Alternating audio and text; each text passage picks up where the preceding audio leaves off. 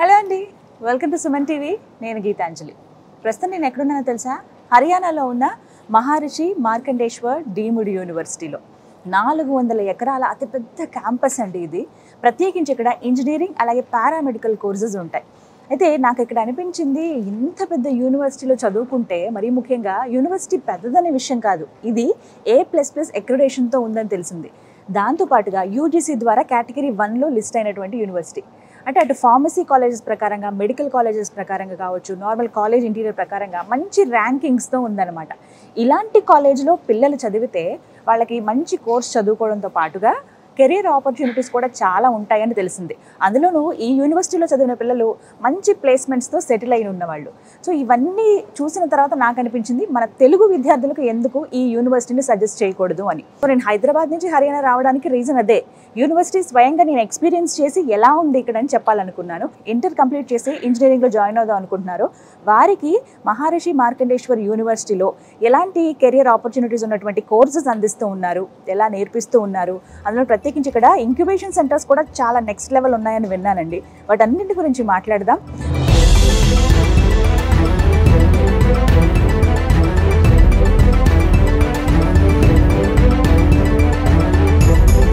మనతో పాటు విసోర్స్ వర్సిటీ నుంచి అక్రమ్ గారు ఉన్నారండి. వారితో మాట్లాడి యూనివర్సిటీ గురించి కంప్లీట్ డీటెయిల్స్ తెలుసుకుందాం. హలో అక్రమ్ గారు.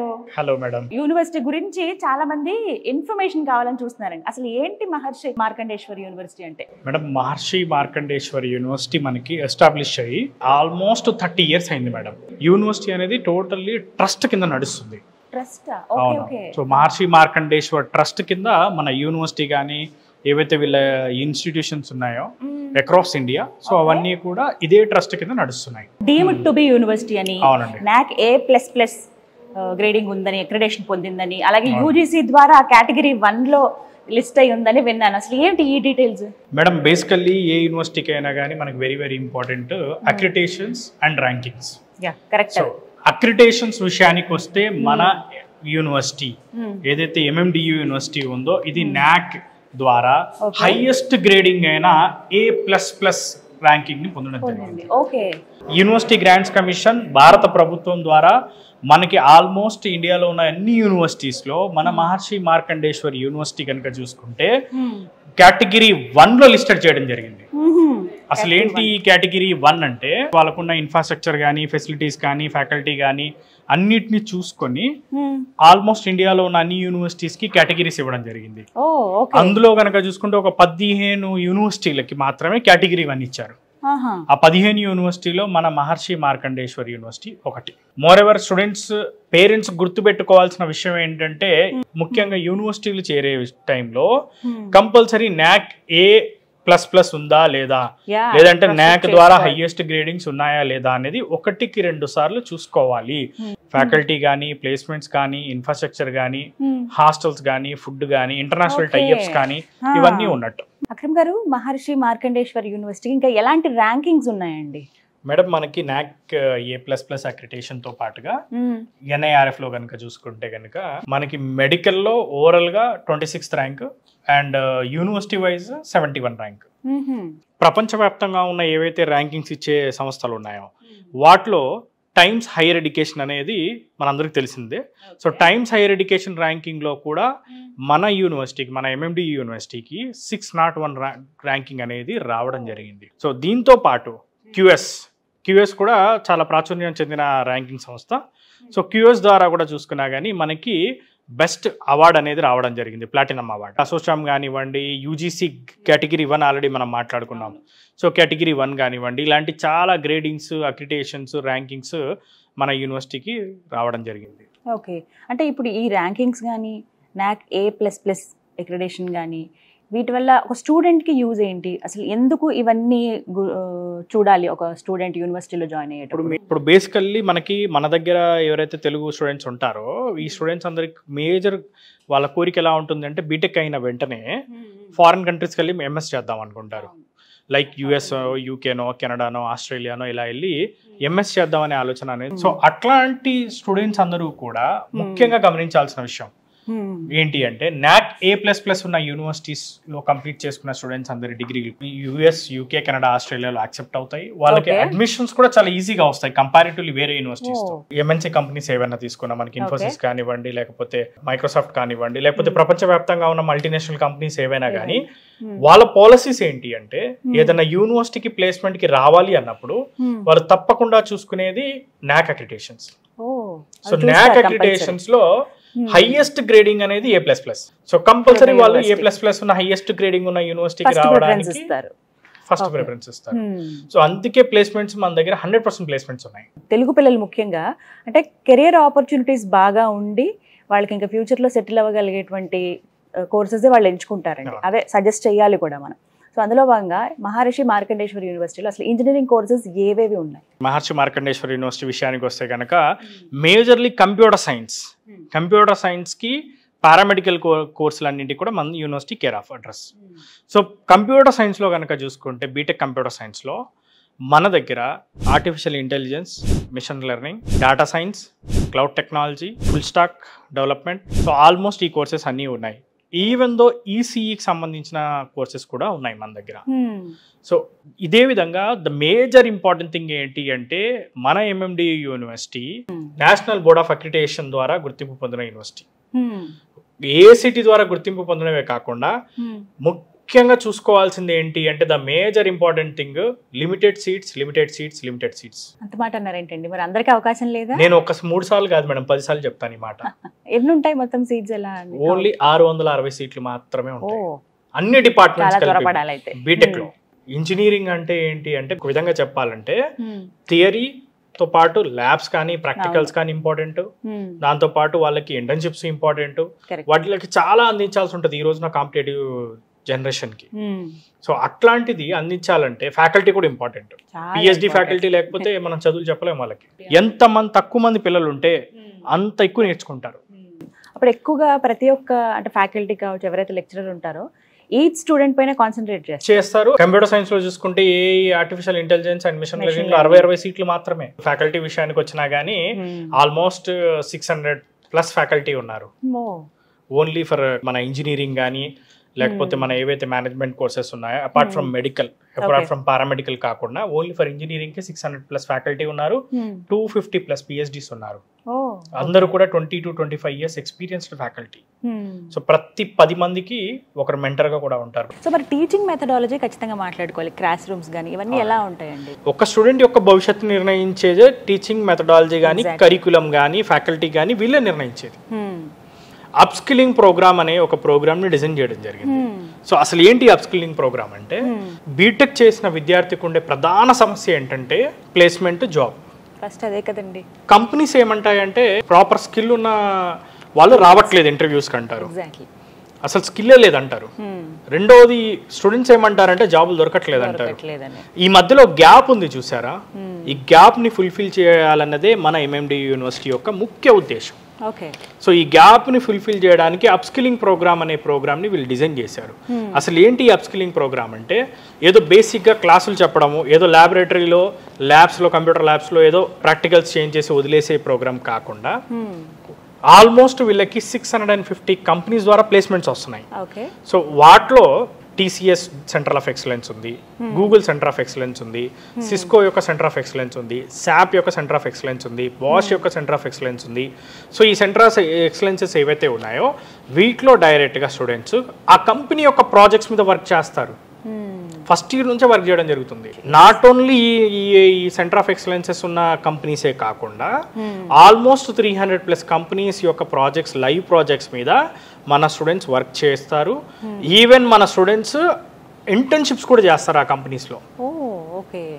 ఇంటర్న్షిప్ చేయడం వల్ల వాళ్ళు ఇండస్ట్రీ రెడీగా బీటెక్ అయిపోయే లోపు బయటకు వస్తారు. ఇంకా పర్టికులర్గా టీచింగ్ చూసుకుంటే ప్రతి ఒక్క 10 మెంబర్ స్టూడెంట్స్కి ఒక మెంటర్ ఉంటారు, ఫ్యాకల్టీ.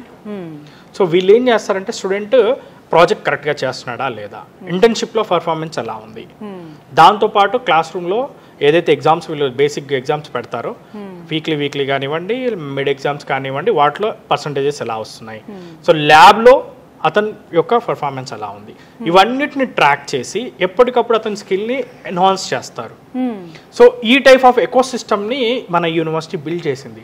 ఎకోసిస్టమ్తో పాటు ఏదైతే ఎకోసిస్టమ్ని మనం బిల్డ్ చేసామో ఈ ఎకోసిస్టమ్ని ఓన్లీ ఎడ్యుకేషన్ ఒకటే కాదు, first year, second year, third year, fourth year, so 4 years ఉన్నాయి మనకి. ఈ 4 yearsలో ఫస్ట్ ఇయర్లో వాళ్ళకి డైరెక్ట్గా కోడింగ్ రాయడం కానీ, బేసిక్గా ఫ్రంట్ ఎండ్ కానీ లేకపోతే బ్యాక్ ఎండ్ డెవలప్ చేయడం కానీ, second year, third year, fourth year అయ్యేసరికి కోడింగ్ ఒక అప్లికేషన్ డెవలప్ చేసే విధంగా థర్డ్ ఇయర్ లోపే మనం ఒక అప్లికేషన్ డెవలప్ చేసే విధంగా స్టూడెంట్ని రెడీ చేస్తాం. సో అది మనకి main important. So industry ready అయ్యే ఎకోసిస్టమ్ని మనం బిల్డ్ చేసాం కాబట్టి మనకి NAAC A++ రావడము, NIRFలో మనం మంచి ర్యాంకింగ్ పొందడము, టైమ్స్ ద్వారా హైయర్ ఎడ్యుకేషన్ ర్యాంకింగ్స్ ద్వారా 601 ర్యాంకింగ్ రావడము, ప్లస్ దాంతోపాటు ప్రతి ఒక్క స్టూడెంట్కి ప్లేస్మెంట్స్ రావడం జరిగింది. ప్లస్ క్లాస్ రూమ్స్ కూడా, ఎడ్యుకేషన్ కూడా చూసుకుంటే ఎలా ఉంటుందంటే టోటల్గా స్మార్ట్ క్లాస్ రూమ్స్ ఉన్నాయి. సో స్మార్ట్ క్లాస్ రూమ్స్ లోనే వాళ్ళు డైరెక్ట్గా టీచింగ్ చెప్తారు, విజువలైజ్డ్ ప్యాటర్న్లో చెప్తారు. ఎందుకంటే స్టూడెంట్స్కి కొంతమందికి ఏంటంటే ఇప్పుడు మనం చూస్తూ ఉంటాం, కొంతమంది స్టూడెంట్స్ డైరెక్ట్గా బోర్డు మీద చాక్పిస్తూ చెప్పగానే గుర్తుపెట్టుకుంటా ఉంటారు. కొంతమంది స్టూడెంట్స్కి ఏంటంటే విజువల్గా ఈజీగా చూస్తేనే గుర్తుంటుంది. సో అందుకే విజువలైజ్డ్గా చూపించాలి కాబట్టి స్మార్ట్ క్లాస్ రూమ్స్ని డిజైన్ చేయడం జరిగింది. దాని తర్వాత సేమ్ డే ప్రాక్టికల్స్ జరుగుతాయి. అదేవిధంగా సేమ్ ప్రతిరోజు కూడా ఒక లైవ్ ప్రాజెక్ట్ మీద మన స్టూడెంట్స్ వర్క్ చేస్తూ ఉంటారు. ఎవ్రీడే సెమిస్టర్ పాటు, ఒక సెమిస్టర్ అని కాదు, బీటెక్ ఉన్న మొత్తం 4 ఏళ్ళ పాటు లైవ్ ప్రాజెక్ట్స్ మీద వర్కౌట్ చేస్తూ ఉంటారు.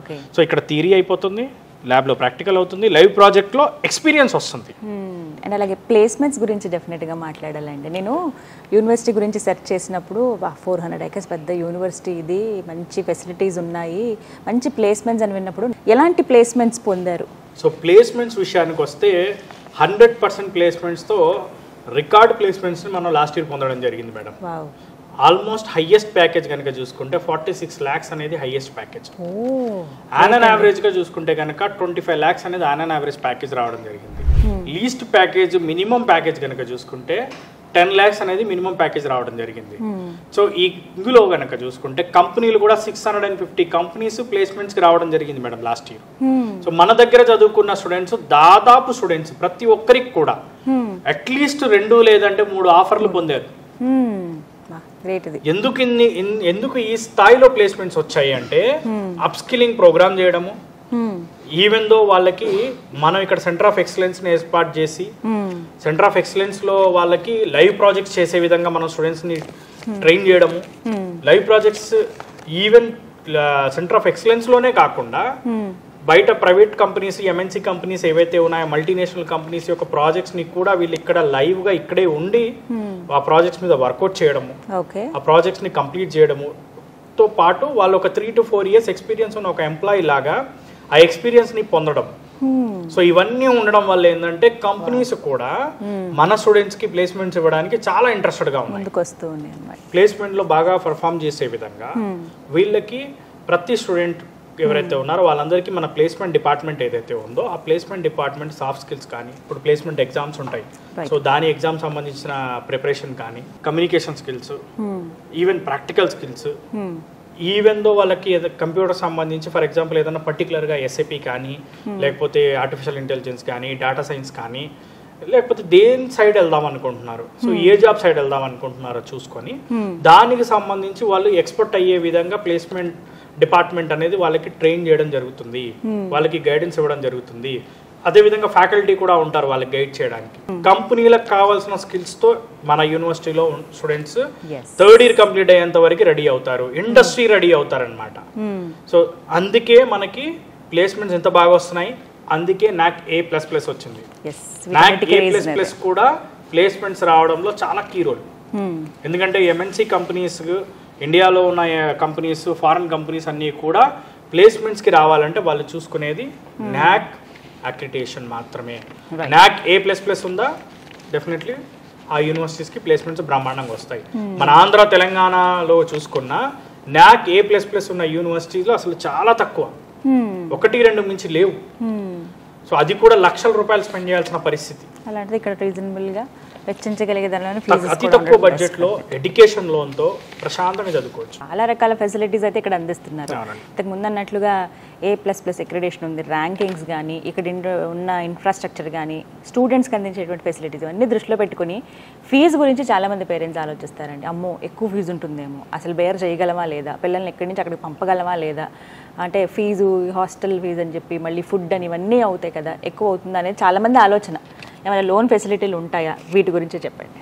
మనకి బీటెక్ కంప్యూటర్ సైన్స్ సంబంధించి ఫీజెస్ కనుక చూసుకుంటే only 9.5 lakhs including hostel food అన్నీ కలుపుకొని, కాలేజ్ ఫీజుతో సహా కాలేజ్ ఫీజు అన్నీ కలుపుకొని 9.5 lakhs కంప్లీట్ చేసుకోవచ్చు. టోటల్ 4 yearsకి. దాంట్లో టోటల్గా ఇన్స్టాల్మెంట్ వైజ్ కట్టుకోవచ్చు. బేసికల్లీ ఇండియాలోనే NAC A++ ఉన్న యూనివర్సిటీస్లో లోయెస్ట్ ఫీజు ఉన్న యూనివర్సిటీ మనదే. అదే కదండి, ఇన్ని ఫెసిలిటీస్ ఇస్తూ కూడా మీరు 9.5 కోట్ చేస్తారు. ఎందుకంటే మన యూనివర్సిటీ వచ్చేసరికి ఏంటంటే ట్రస్ట్ కింద నడుస్తుంది. ఓకే. సో మహర్షి మార్కండేశ్వర ట్రస్ట్ ఏదైతే ఉందో దాని కింద నడుస్తుంది కాబట్టి ఫీజు అనేది వెరీ రీజనబుల్, వెరీ లో బడ్జెట్లో ఫీజు అనేది ఇక్కడ అవైలబుల్లో ఉంది. ఫీజు విషయంలో కూడా చూసుకుంటే స్టూడెంట్ ఒక్క రూపాయి కూడా కట్టాల్సిన పని లేదు. పూర్తిగా ఎడ్యుకేషన్ లోన్ ద్వారానే చదువుకోవచ్చు. రూపాయి కూడా పేరెంట్ కానీ స్టూడెంట్ కానీ కట్టాల్సిన అవసరమే లేదు. కాలేజ్ ఫీజు కానివ్వండి, అకామిడేషన్ ఎక్స్పెన్సెస్ కానివ్వండి, ఫుడ్ ఎక్స్పెన్సెస్ కానివ్వండి, ఈవెన్ బుక్స్ ల్యాప్టాప్ అయ్యే డబ్బులు కూడా లోన్ ద్వారానే వచ్చేస్తుంది. ఓకే. 25 నేషనలైజ్డ్ బ్యాంక్స్ అండ్ NBFCస్తో మనం టైఅప్ అయి ఉన్నాం. ఫస్ట్ సెమిస్టర్ నుంచి లాస్ట్ సెమిస్టర్ వరకు యూనివర్సిటీకే ట్రాన్స్ఫర్ అయిపోతుంది లోన్ ద్వారానే. అది కూడా ఎలాంటి ప్రాపర్టీ లేకుండానే, కొలెటరల్ ఫ్రీ, కొలెటరల్ ఎలాంటిది అవసరం లేదు. అండ్ రీపేమెంట్ కూడా ఎడ్యుకేషన్ అయిన తర్వాతే, ఆఫ్టర్ 4 years. ఆఫ్టర్ 4 years చక్కగా ఈ లోపే మంచి జాబ్ సంపాదించుకుంటే వాళ్ళంతట వాళ్ళే, పేరెంట్స్ మీద బర్డెన్ పడకుండా వాళ్ళే పే మేడం. లోన్ తీర్చుకునే రెస్పాన్సిబిలిటీ కూడా స్టూడెంట్దే. ఎందుకంటే స్టూడెంట్కి ఆ రెస్పాన్సిబిలిటీ ఇవ్వాలి. ఇచ్చినప్పుడే వాళ్ళు కాన్సన్ట్రేటెడ్గా చదువుకుంటారు. ఫైనల్లీ ఎదురు చూసేది అడ్మిషన్ ప్రాసెస్ స్టార్ట్ అయ్యాయా ఆల్రెడీ? ఎలా అండి ప్రాసెస్ ఏంటి, ఎవరి ద్వారా సంప్రదించవచ్చు, డైరెక్ట్గా వచ్చేయచ్చా, ఈ డీటెయిల్స్ చెప్పండి. Madam seats very limited seats. So very limited seats కాబట్టి ఎంత త్వరగా కుదిరితే అంత త్వరగా ఆన్లైన్లో అయితే ఆన్లైన్లో, లేకపోతే మా బ్రాంచ్ ఆఫీసెస్ హైదరాబాద్లో ఉన్న దిల్సుఖ్ నగర్, అమీర్పేట్, కూకట్పల్లి, లేకపోతే ఏదైనా ఆంధ్రాలో ఉన్న విజయవాడ కానివ్వండి, విశాఖపట్నం కానివ్వండి, తిరుపతి కానివ్వండి, అనంతపూర్ కానివ్వండి, విజిట్ అయ్యి ఇన్ఫర్మేషన్ తీసుకోవచ్చు. దాంతోపాటు ఇంకా బెస్ట్ థింగ్ ఏంటంటే క్యాంపస్ విజిట్ అయితే ఇంకా బెస్ట్. సో క్యాంపస్ విజిట్ అయ్యి కళ్ళతో చూసుకోవచ్చు పేరెంట్స్, అసలు ఎలా ఉంది ఇక్కడ అన్నదాన్ని వెరిఫై చేసుకొని దాన్ని బట్టి ఇమీడియట్గా ప్రాసెస్ అనేది చేసుకోవచ్చు madam. Right, thank you so much అండి. వెరీ క్లియర్ కట్ ఇన్ఫర్మేషన్ ఇది దాదాపుగా అందించగలిగాం. బట్ మీరు అన్నట్టుగా వచ్చి స్వయంగా వచ్చి పేరెంట్స్ కానీ స్టూడెంట్స్ కానీ ఎక్స్పీరియన్స్ చేస్తే ఇంకా బాగా తెలుస్తుంది. థ్యాంక్ యూ సో మచ్ అండి. సో చూసారు కదండి, హర్యానా ముల్లానాలో ఉన్నటువంటి మహర్షి మార్కండేశ్వర్ యూనివర్సిటీ. ఇది ఒక డీమ్డ్ యూనివర్సిటీ. ఇప్పటివరకు ఒక యూనివర్సిటీని సెలెక్ట్ చేసుకునేటప్పుడు మనం తీసుకోవాల్సిన జాగ్రత్తలు ఏంటి, ఎలాంటిది సెలెక్ట్ చేసుకోవాలి, దాంతోపాటుగా సెలెక్ట్ చేసుకున్న తర్వాత అక్కడ ఉండే కోర్సెస్ మనకి ఎంత కన్వీనియంట్గా ఉంటాయి, కెరియర్ ఆపర్చునిటీస్ ఎలా ఉంటాయి అనేవి తెలుసుకున్నారు కదా. వినదాని ప్రకారంగా చూస్తే యూనివర్సిటీలో ది బెస్ట్ 100% ప్లేస్మెంట్తో పాటుగా మంచి ల్యాబ్స్ ఉన్నాయి, మంచి ఫ్యాకల్టీ ఉన్నారు. ఇక్కడ బోధించే విధానం కానీ, ఇక్కడ చుట్టూ ఉండే వాతావరణం కానీ అన్నీ చాలా స్టూడెంట్ ఫ్రెండ్లీ అని చెప్పుకోవచ్చండి. 100% ప్లేస్మెంట్తో పాటుగా ఇక్కడ ఉన్నటువంటి ప్రోగ్రామ్స్ 3+1 కావచ్చు, 2+2 కేవలం ఇక్కడే కాదు, మీరు విదేశాల్లో కూడా చదువుకునే అవకాశం ఉంటుంది. అలాగే హైయర్ ఎడ్యుకేషన్కి వెళ్ళాలనుకున్న వాళ్ళు వెళ్ళొచ్చు, లేదంటే కొత్తగా వాళ్ళ ఎంటర్ప్రెన్యూర్గా ఎదగాలన్న యూనివర్సిటీ నుంచి, గవర్నమెంట్ నుంచి కూడా సపోర్ట్ ఉంటుంది. సో వాట్ నాట్ ఎవ్రీథింగ్ అన్నట్టు అన్ని రకాలుగా ఒక స్టూడెంట్ని ఎంకరేజ్ చేస్తూ ఉన్నారు. తెలుగు వాళ్ళకి మరీ ముఖ్యంగా ఉపయోగపడుతుందని ఈ వీడియో చేయటం అండి. సిరీస్ ఆఫ్ వీడియోస్తో మీ ముందుకు వస్తున్నాం. అందులో భాగంగా యూనివర్సిటీ గురించి కంప్లీట్గా వివరించే ప్రయత్నం చేశాము. ఇంకా సందేహాలు ఉన్నాయంటే కనుక చక్కగా ఎవరైతే ఇంజనీరింగ్లో జాయిన్ అవుదాం అనుకున్న పిల్లలు ఉన్నారో మీ పేరెంట్స్ని తీసుకుని ఒకసారి హర్యానా రండి. ఇక్కడికి వచ్చి యూనివర్సిటీని ఒకసారి విజిట్ చేస్తే మీకు ఇంకా క్లారిటీ వస్తుంది. అడ్మిషన్ మీరు వెంటనే ఇక్కడే తీసుకోవచ్చు, లేదంటే కనుక విసోర్స్ వర్సిటీ ద్వారా కూడా మీరు అడ్మిషన్స్ పొందవచ్చు. ఆంధ్రప్రదేశ్, తెలంగాణలో వీరికి సంబంధించిన బ్రాంచెస్, వారి అడ్రస్, అలాగే ఫోన్ నెంబర్స్ నేను స్క్రీన్ పైన డిస్ప్లే చేస్తాను. కాల్ చేసి డీటెయిల్స్ కనుక్కోండి. డైరెక్ట్గా అక్కడనే అడ్మిషన్ తీసుకోండి. విజిట్ చేసి యూనివర్సిటీని తీసుకుంటే ఇంకా మీరు లైవ్లో ఎక్స్పీరియన్స్ చేసిన వాళ్ళు అవుతారు. ఇంకా లేట్ ఎందుకు, స్క్రీన్ మీద కనబడుతున్న నెంబర్స్కి కాల్ చేసి డీటెయిల్స్ కనుక్కోండి.